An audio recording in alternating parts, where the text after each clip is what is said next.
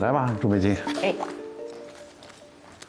老师们好，这次想七夕的角色是沈英姿。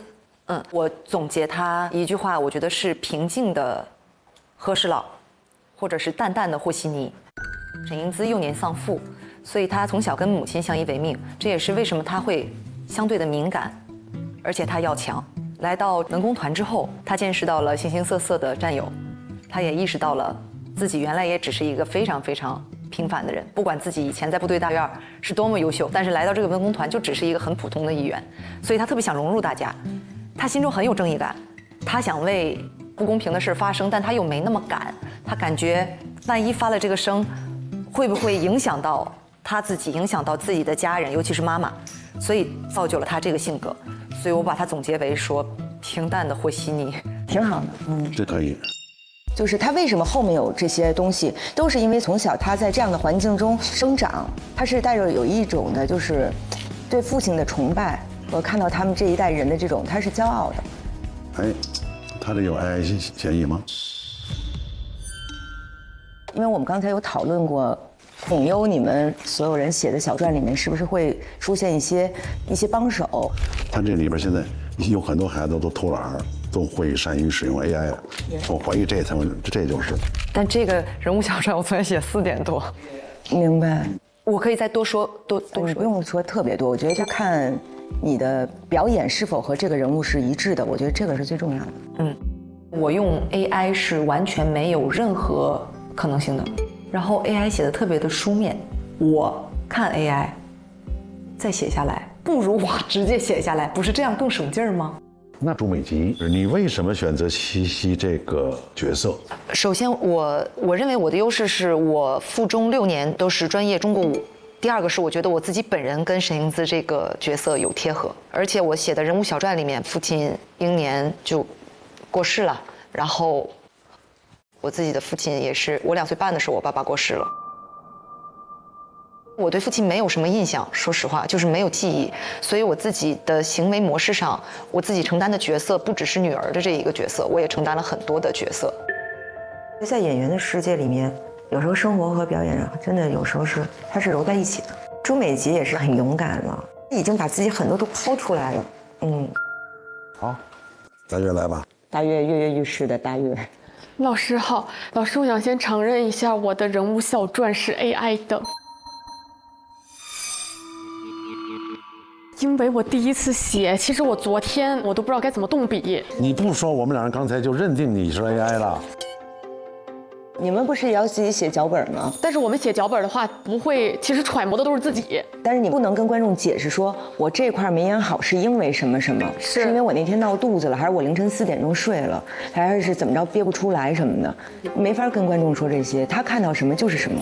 那老师，我能说一下我为什么想试这个角色吗？行，那你索性脱开这个吧。我为什么想七袭陈淑芬这个角色，是因为她是一个性格非常直爽的一个性格。我本身在生活中是一个很直爽的，但是呢，我缺少了陈淑芬的这种敢说敢做。她是出生在于一个干部家庭，那她的家庭会给她带来一些这种自信呀，然后包括她的气质呢是很有气场的。那我平时呢其实缺少了一些这个气场。我会想象自己能够拥有这个气场，然后陈淑芬呢，她的外在是很直爽，敢说敢做。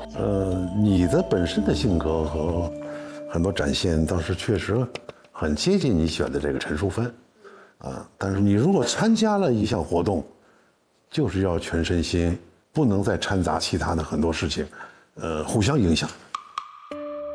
又迟到，又落人物小传，又用 AI。其实我觉得刚才李老师说了你，他也是在帮助你。明白。你就想想，就是你那个平台号是有1000万粉丝的吧？那为什么你会有时候老是会不自信呢？你身上有，你身上有很强的自信啊。他经常受到表扬和这鼓励啊、赞美啊，以及来自家庭的热情的烘托当中。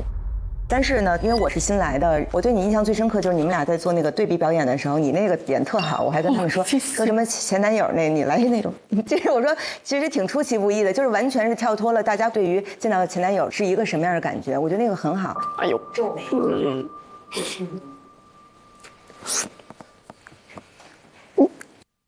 哎呀，老师一说这种就会就是很讨厌自己这样。不要讨厌自己，这是自己好的一面。你相不相信陈淑芬其实有一面跟你这个是一样的？她挺累的，因为她永远逃脱不了父亲母亲的那个光环。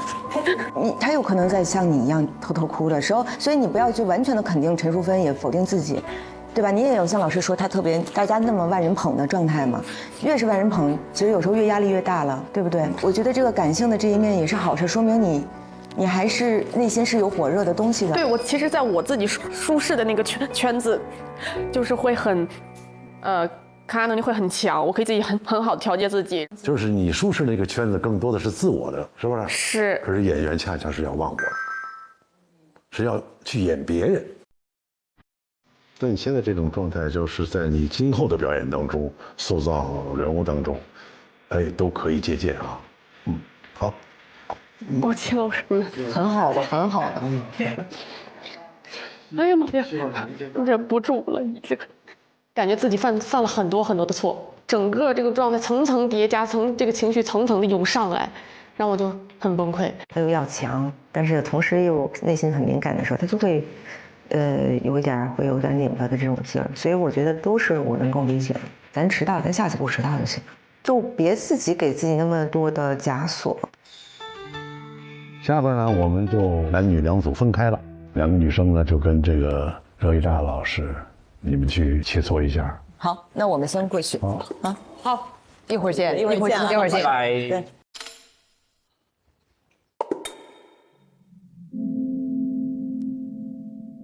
我第一个想法不是先要去怎么掰他们的演技，因为他们自己已经有自己的东西在了，而是让他们相信自己。因为今天早上来，他一直是皱着眉的、凝眉的。然后朱美吉也是让我感觉他好像一直在努力的想给别人快乐，所以他心里面有一个没有被满足的快乐给他，但是同时又内心很敏感的时候，他就会，有一点拧巴的这种劲儿。我希望通过一些练习，他们能够放下一些，别自己给自己那么多的枷锁。两个人心都先静下来，靠近彼此，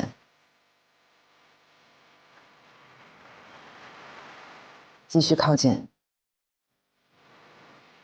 继续靠近，拥抱。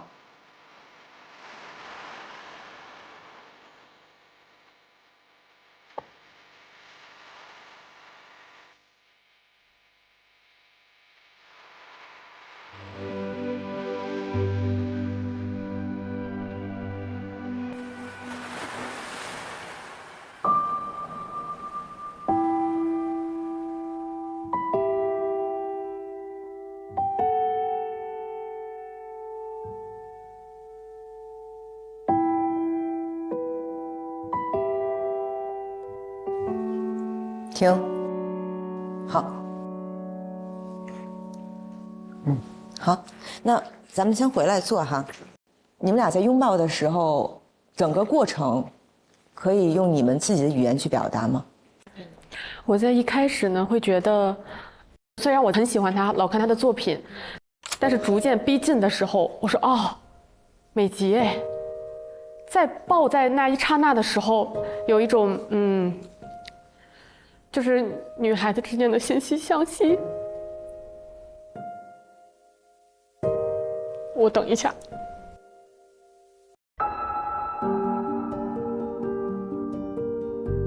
我补充一个，因为大月的脸我很熟悉，一步步靠近的时候，突然间觉得很陌生，然后我就抱着他，然后我察觉到他好像有一些情绪上的变化，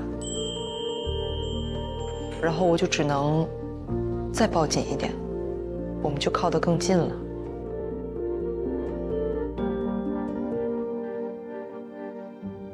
先说我的感受，就是美吉这块一直在说大月的感受，就是你总是在先把别人的感受放在你的感受之前，而大月感受到了这种感受，他感受到了你在安慰他。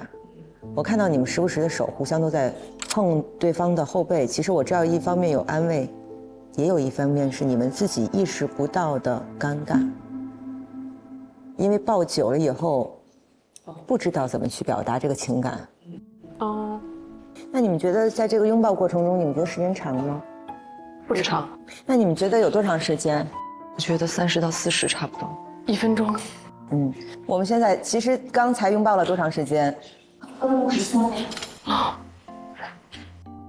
所以有时候我们心里的节奏和真实的时间不太一样，有时候时间的长度是骗人的。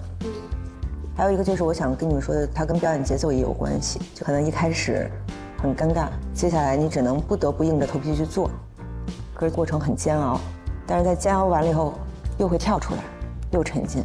所以我是想让你们能够通过这个小小的练习，能够有一个这样的一个过程。我不知道你们有没有那种，就是原来演东西的时候会突然一下进去了那种感觉？有，你有过吗？那个是很愉悦的，但是你有没有发现，当你意识到你进去的时候，你已经出来了？是。而且我还有一个感受，就是下次我再刻意的想让自己进去，我进不去了。进去就是想要了，得失心出来了。所以演戏我觉得是特好玩的事儿，它有时候是自己的胜负，有时候你要想清楚，你们是给导师演的还是给观众演的。我们的服务是要服务于观众。峥嵘岁月里面，我们演的就是他们的曾经的青春，我们要为他们当年的青春证明，让他们看到我们的时候，虽然不是他们，他们会说，这就是我们那年代，哎，就是这女孩就是那样。对，但肯定也有他们痛苦，也有他们的幸福的点。然后希望就是大家能说说，你从业以来最开心的时候、最怀疑时刻，谁先说不重要，你们自己心领神会。做好自己的准备就行了。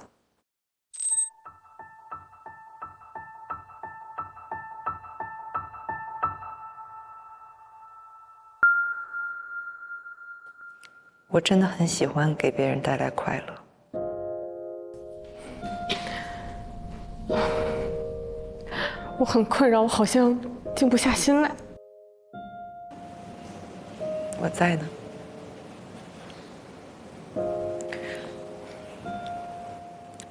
我真的很困扰，我很想得到别人的认可，但我得到的总是很负面的结果。其实我特别在意别人的看法。我也是。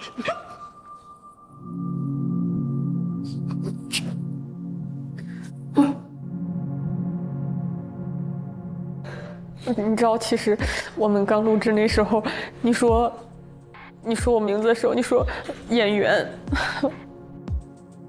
我很开心，因为没有人说过我是演员。那你就是。不过那个时候，我一看对方是你，妈呀！哇！加油！我那么喜欢的人居然是咱俩！加油！加油！加油！我跟你说，大月，我超级不想，我不想跟你比赛，我想跟你玩儿，但是那样的环境让我很痛苦。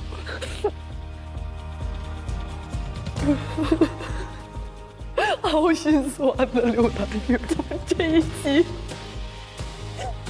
我的心情跌宕起伏的。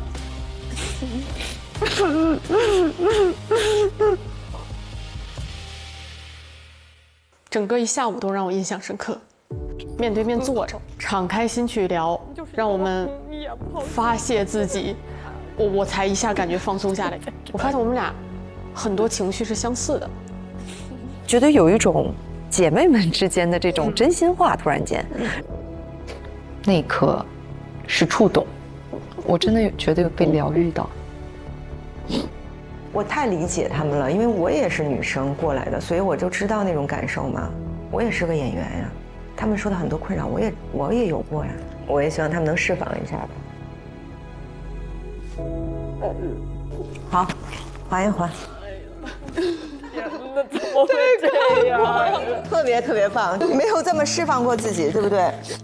有没有觉得稍微这样一下会稍微舒服一点？好多了。因为你们其实都很有经验，不需要我教。你们真正要突破的是心里的那道坎儿，而不是表演的那条坎儿。所以我今天说我这次来，我不是个老师，我也不配当老师，我根本就没到那儿呢。我相信你们能行。我们也多给自己一些力量，互相多给一些自己信心，是不要再内耗了。我们把词儿背下来，我明天就拼，接下来咱就随便房顶先翻。对，就是这样的。感觉是呼吸都通畅了。热依扎老师的存在，她太美好了啊！就这种感觉，就真的有被疗愈到，就是那一刻你心里很平静。不管怎么样，我觉得我们今天所有的练习，我第一次来这里，我看到你们有很多特别好的，然后现在我就更加的了解你们了。其实人生互为老师，明天加油，加油！谢谢老师。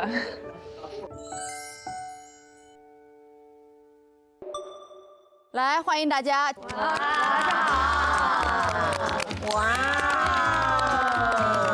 今天呢，大家换上了练功服来到这里，是因为我们这一次的拍摄剧目是《峥嵘岁月》，讲述的是发生在70年代文工团的故事。所以现在我们所在的地方是文艺汇报舞台的训练场地，因为文工团需要参加各种的文艺汇演。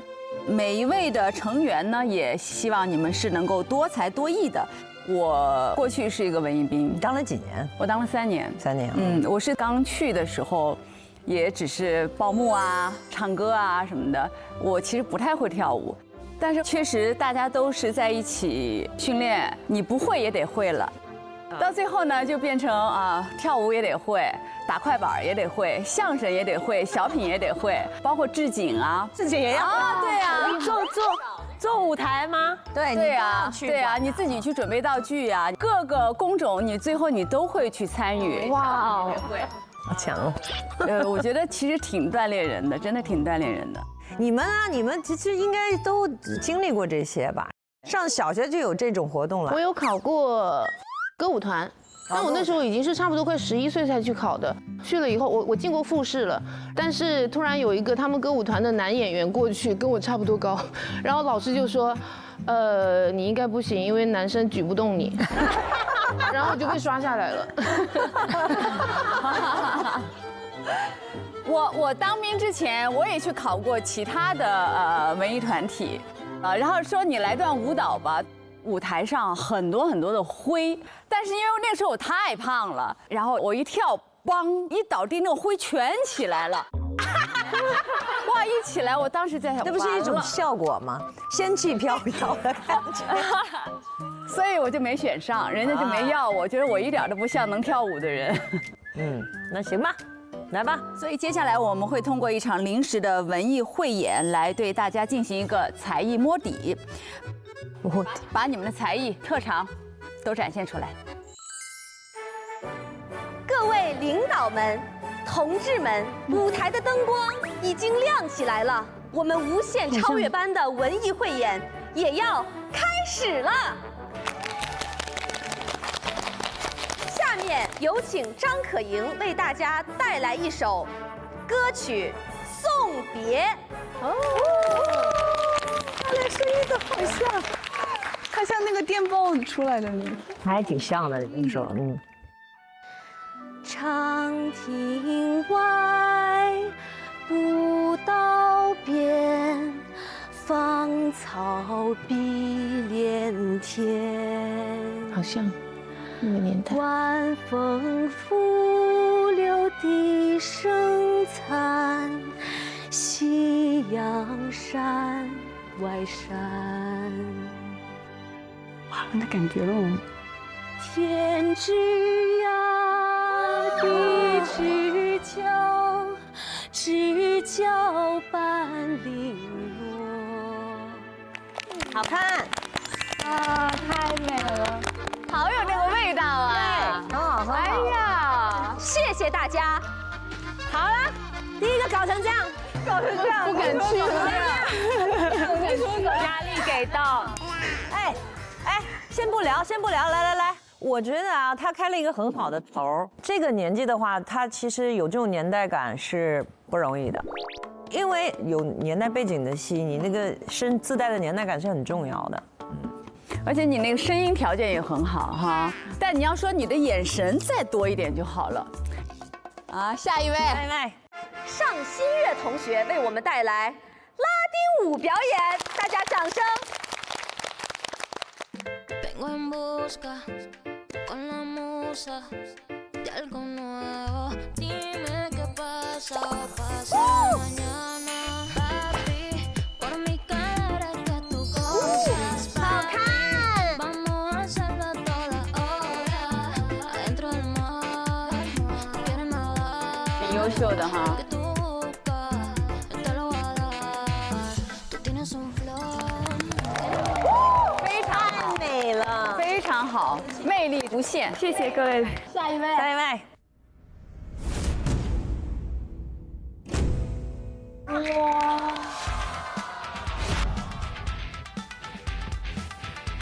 谢谢，成功。他能起来不容易呢。故人西辞黄鹤楼，烟花3月下扬州。哇，灵活，很柔软。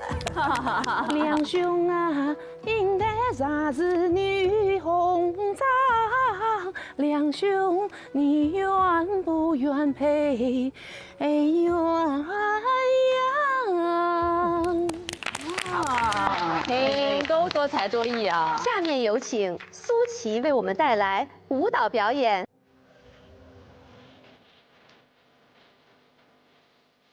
哇！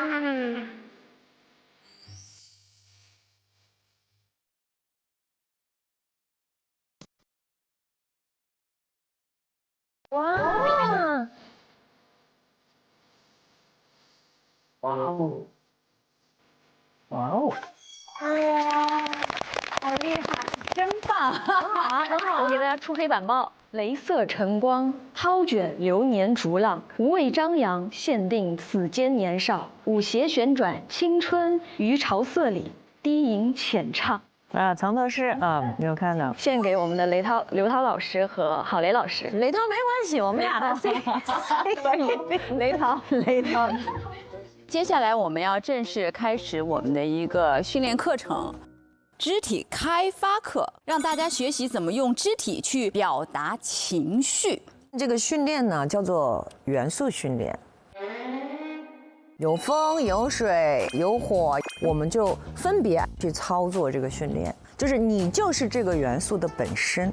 上一次我们面试的时候，不是有4个女孩去用肢体做表演吗？苏琪的那段肢体里面，其实有一些故事性。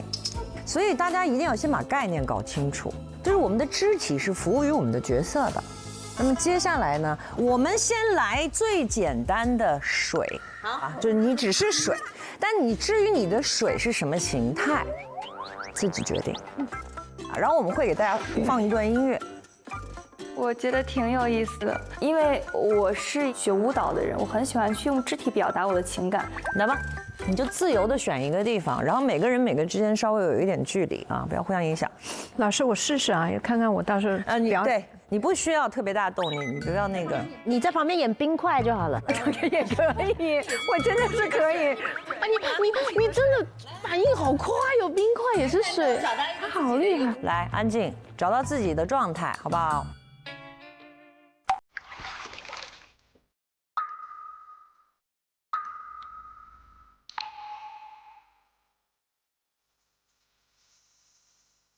在这个当下，我唯独能够想到的就是水是流动的、缓慢的、优雅的。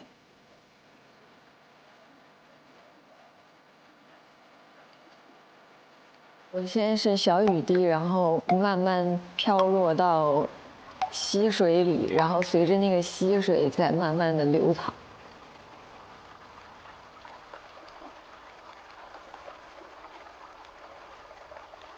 我是在一个阳光下的小溪，在这里很享受，然后跟着这个水的流动，然后慢慢的，我享受这个阳光。还在想象，对，还没找。自己是杯子里的水，然后被打翻了，躺到地上，然后慢慢的随着它的地形在流动。这太美了，都是有点美。学过舞蹈的吧，控制欲太好了。它的每一个形体都像舞蹈，是吧？对，就是不自由。你别看他有些美，但是实际上就是他能感受到，他感受到了水。你看他其实他没有那么多规矩，反倒好，你知道吧？真是一滩水。先停一下，停一下，来。刚才啊，所有人的里面，就是依林、刘璇，他们两个就做的挺好的。我想象的是，我儿子拿了一杯不稳的水在杯子里晃动，然后放到冰箱的冰块，他给了我一点启发，然后放到冰块，然后我就被冻住了。你看这叙述，他没有拟人化。啊，他不是说他想怎么样，他在外部找一个没有，他就是，所以他就看起来就是很自然。依林，你呢？我想象是我上个月去雨林徒步，然后我在想那个水的感觉，就是有时快，有时慢，啊，有时候撞到石头了，所以我就想着选了一个这个地方去感觉一下当时的感觉。依林没有经过这个专业的形体训练，所以他没有一个姿态感，但是它的质感会让我相信它是水。那其他大部分的人还想着我怎么美，我很美，我很美，没有水不会知道自己美的，明白吗？明白。就是尤其是舒淇呀、新月学舞蹈的，哎，脚哪有一个水脚绷得那么好，你知道吗？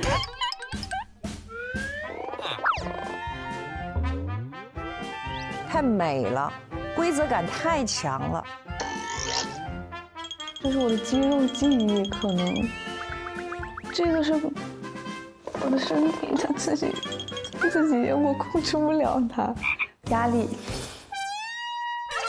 肌肉记忆，肌肉记忆，对，所以要改变呢，明白吧？你要感受那个东西，在你的想象里建立起来，啊，不要去演，好不好？是不需要任何动作。也不是不需要任何动作，就是你不能为了动作而动作，你感知到什么，你才去做什么。这是基础训练，就是让你不断的去接近那个真实的感知。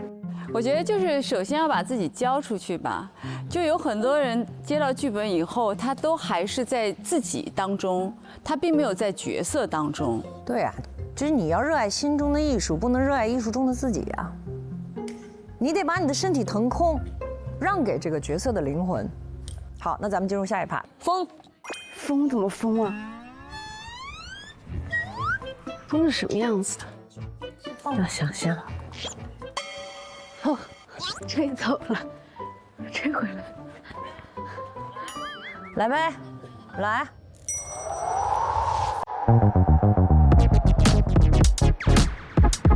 先是有规律的小风。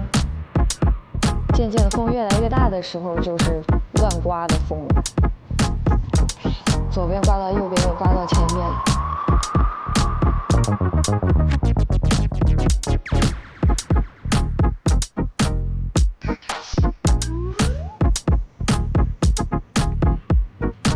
你们两个人就是自我留的太多了，这是还是舒淇在演风，婷婷在演风，你是风。明白吗？就是风哪有什么表情？就你们俩还，这，你想转就去转，这是很自由的一个状态，就是风骚，风骚，来，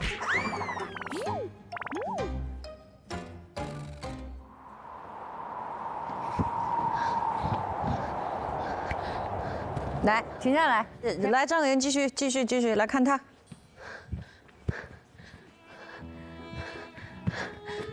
想象自己是一个风，感觉在被吹，然后又被刮。真的让我看到它就像一个风铃一样，就一直在转，然后风的那种感觉。可盈很投入，他把我带入了那个丰富的情境里，我相信那是真的。那刚才，好，停一下，刚才他在那个汇报演出那个表演的时候，他是有舞蹈功底的，但是他刚才是不是没有跳舞？对，他只是自由的在旋转，你也在转，但是你的区别是什么？什么？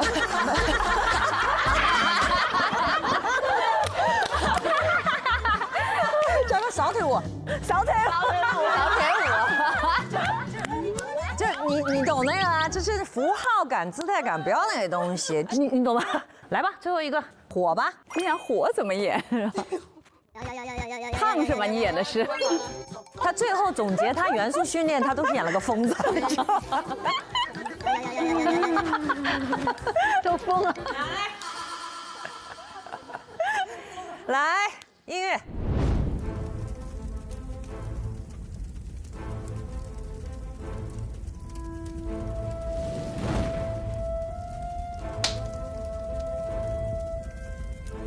看柴火在烧了。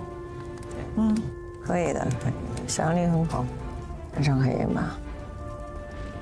被风吹着，对，不错，可以不错，这是比刚开始的时候都要好，所有人都是有进步的。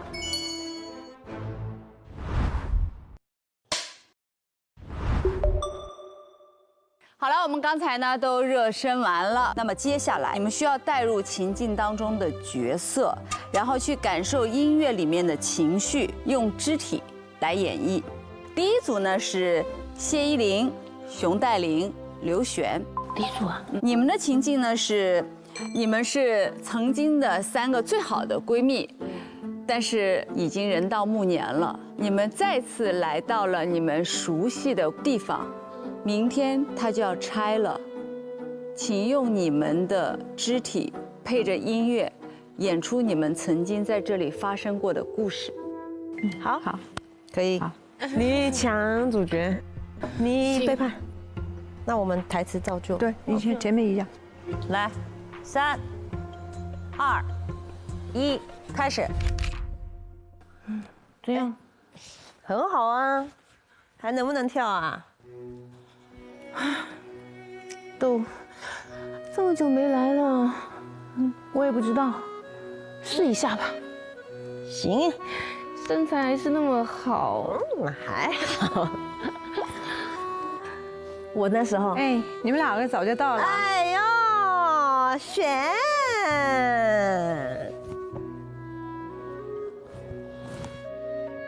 哇，这里变样好多啊！你看，以前我们哇，这么长的队伍，是，但是现在一个人都没有。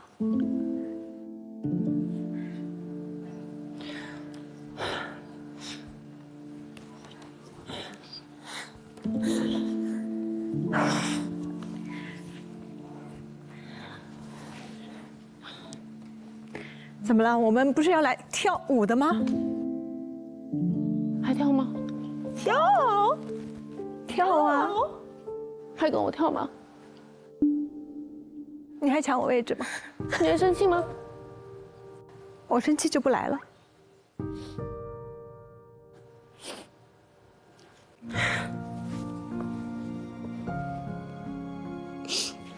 对不起。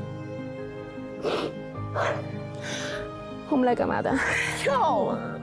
最后一次，今天就给他跳那个最多人喜欢看。我们以前下面多少观众啊，比你们人多多啦。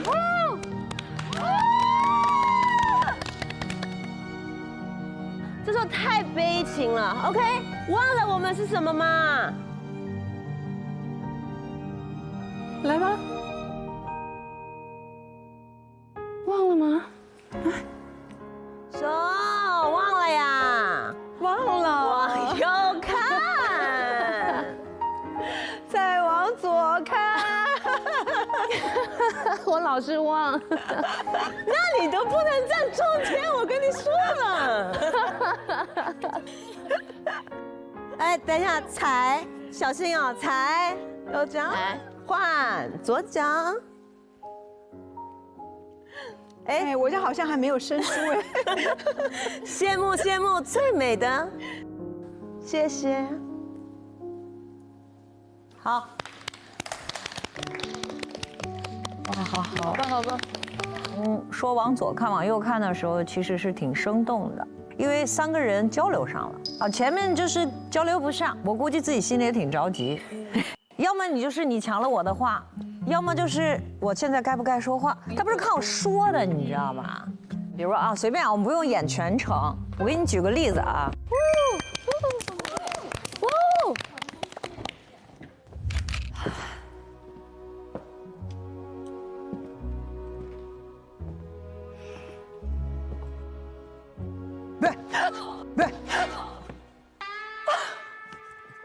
你还不是这个样子，烦死了你！我的秘密基地你忘了？哎，你过来，你过来，你看，来，那，躲那儿睡觉呢，没变哎。你去，要不要躺一下？要不要躺一下？我才不要！什么年纪了还躺下？你有成大腕儿嘞，嘿，你们好吗？好。是不是一下子就有一个？你知道我们曾经是有故事的，就不需要演一个你是我好朋友。就包括刚才戴琳说什么，你还生我气吗？生活中可能是这样的，可能来了，哎，刘小姐，什么意思啊？你想我什么意思呀？看不懂啊？看不顺眼我就不要来啊。我先来的。哎，你永远就是这个德性。你不就喜欢我这个德性吗？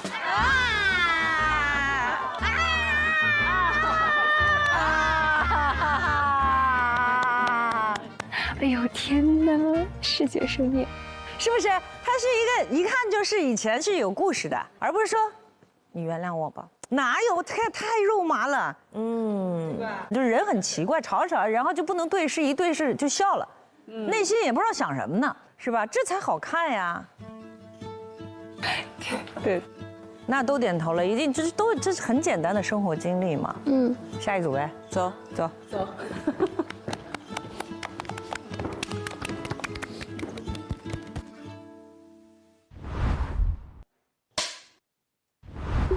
我们刚才的这个练习啊，主要是看一看大家运用肢体的能力是怎么样的。那接下来呢，我们谈一谈这个个人经历，好不好？因为其实我们在座的也有一些朋友有过团体生活的经历，大家也可以分享一下自己离开团体、离开朋友，或者一段很深刻的感情，有没有什么特别分别时刻、一些难忘的时刻？我最近有一个感受，就是之前我们《小时代》在拍戏的时候，我们就拍了1、2、3、4嘛，然后都是连着拍，然后我们整天就是都在见面，然后整天都嘻嘻哈哈、玩玩闹闹，然后最后3、4拍的有点困难，又有点辛苦，最后就大家一一的杀青了。我们杀青是分开杀青的，所以我们没有正式的说再见，从来没有过。然后后来在上映10年后，11、12年，刚好有一个工作室，我们终于是4个人在一起。可是那一天晚上，我们就聚在一起聊天。然后那时候当下想说，哇，是真的很舍不得离开，就是，然后又觉得啊，好年轻哦，你怎么就说再见了呢？应该那个时候要好好再见，然后就蛮舍不得的，我们那时候真的从来没想过，原来4个人聚在一起这么难，真的是很傻。那个时候一直觉得大家还会再见，还会再见，还会再聚，但是事实上其实不一定，就是命运有的时候就会很快把你们推向远方。那你为什么刚才演的时候不把这段经历用上呢？就我跟你们讲一个啊，就是你不是用上那个事儿，而是用上你那个情境当下的你的心境，那个不舍。对呀，这很好的经历嘛。我有过那种跟很多女孩在一起的生活的经历，然后我印象深刻就是我离开宿舍的时候，然后我也没有跟他们说，就是不想要那种大家都送我，然后哭的不行的那种情节，然后就默默的把我的房间打扫好，给那个朋友们发了一个信息，我说我走了，可以去找我玩还是什么的，然后我还说那个我房间沙发是新买的，谁要就把它搬走。其实没有很悲伤的场景，他们就蜂拥而至，把我房间留的那些东西，他们有用的就搬走了。这是我印象最深的一个离别的场景。哎，我跟你们讲一个，你知道我特别听不了一首歌啊，就是小虎队的那个《一路顺风》。我为什么听不了这首歌呢？我最开始没考到上海戏剧学院之前啊，我就做演员了。然后当时是我爸开了一辆车，从我的老家通化，就是带着我去长春。然后我的同学们就来送我，你本来那么小的年纪离开家就挺难过的，但是大家都没有表现出来。但是我就强忍着，我也没有回头。这时候就后面好大的声音集体唱。那一天知道你要走，我们一句话也没有留。我的天哪，我哭的，我们家到长春大概当时是4个多小时，我哭了4个多小时。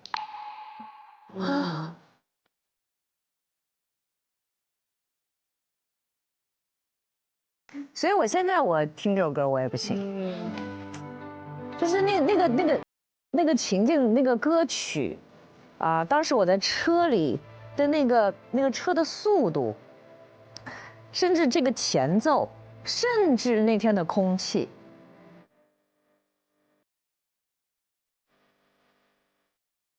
就是那个记忆简直太深刻了。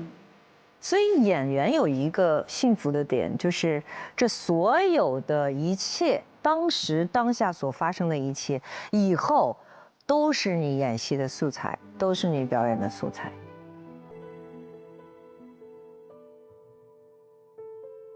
我听完，哎呦天哪！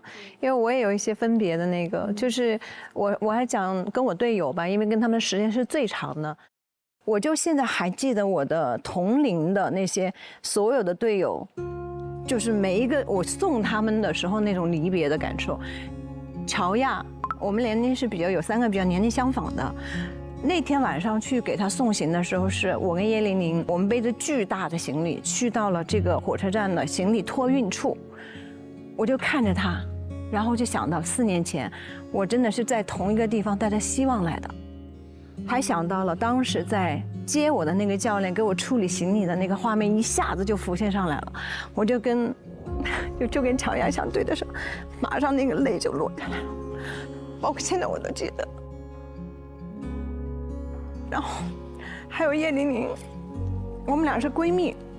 我们不是要控体重吗？我们就在林星要退役的时候，我们就坐在6楼的这个宿舍的这个楼梯口，就这样，真的是肩并着肩，这样头靠着头，就聊那些我们曾经为了欺骗教练，喊坚持的暗号。然后呢，对，然后又有这个吃着冰淇淋，我们要控体重嘛。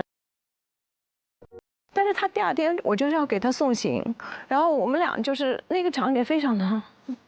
画面很具体，就那真的是火车缓缓的开，他头伸出来，然后对我招手，我们俩一看的时候就又泪崩了，就反正这种场景，我就觉得哇，我们在那个时候就是并肩作战的好战友。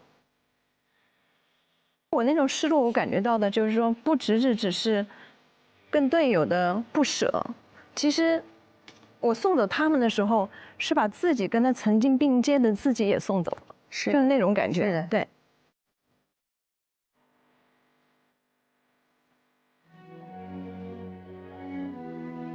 其实刚刚郝蕾老师说有首歌，我们当时听到有一首歌，说吧，说你爱我吧，就是这首歌，就是我们在那狂在那，就我在后期训练的好长的一段时间里面，坐在宿舍里面的脑子里面就会浮现出这首歌，然后我就会浮现出就是跟他们在一起的场景。是的，就是你通过各种的分别，你自己能感受到时间的流逝。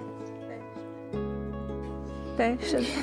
我现在想到就是也会，就是眼泪一下子就对。对不起，老师，我想讲一个，我本来不想讲，但是我听到这儿，我突然想讲，就是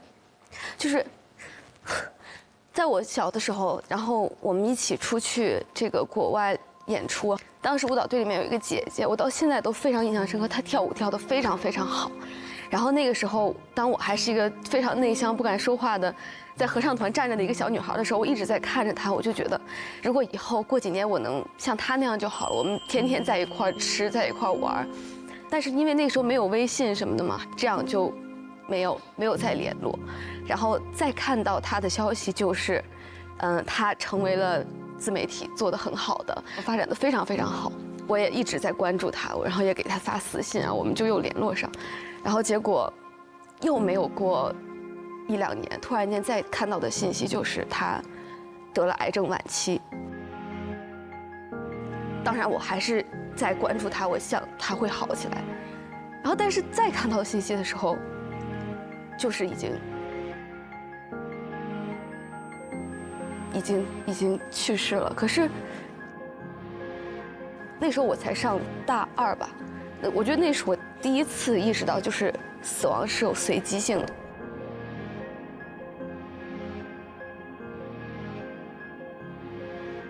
就从那以后，不管是跟身边任何人，我觉得就是我们真的要好好说再见，就是因为真的不知道什么时候就是最后一年，就很珍惜，就有珍惜当下，当下，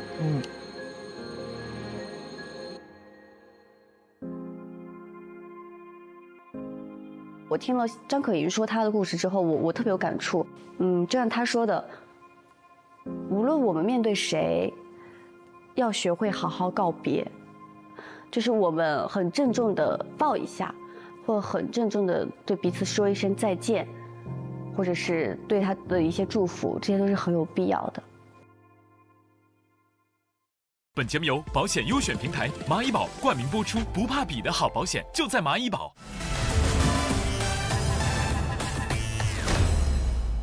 本节目由你的保险优选平台蚂蚁保独家冠名播出，人生每一幕都有蚂蚁保守护。蚂蚁保为你优选储蓄型保险，安全稳健的大牌保司，同类产品的第7队的收益水平，小钱稳稳滚大，保底收益险人可痛。上支付宝搜蚂蚁保，选无限超额版同款保险。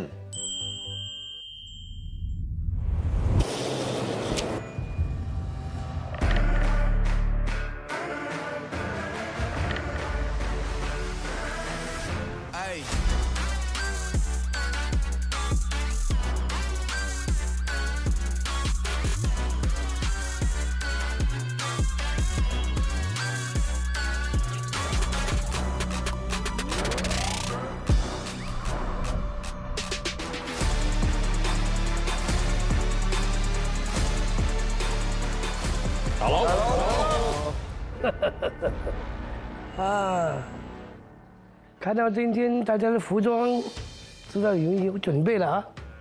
谁给你们准备的？自己。哦，怪不得。自己的。自己掏钱的。那好，我们就开始我们小考。好。好。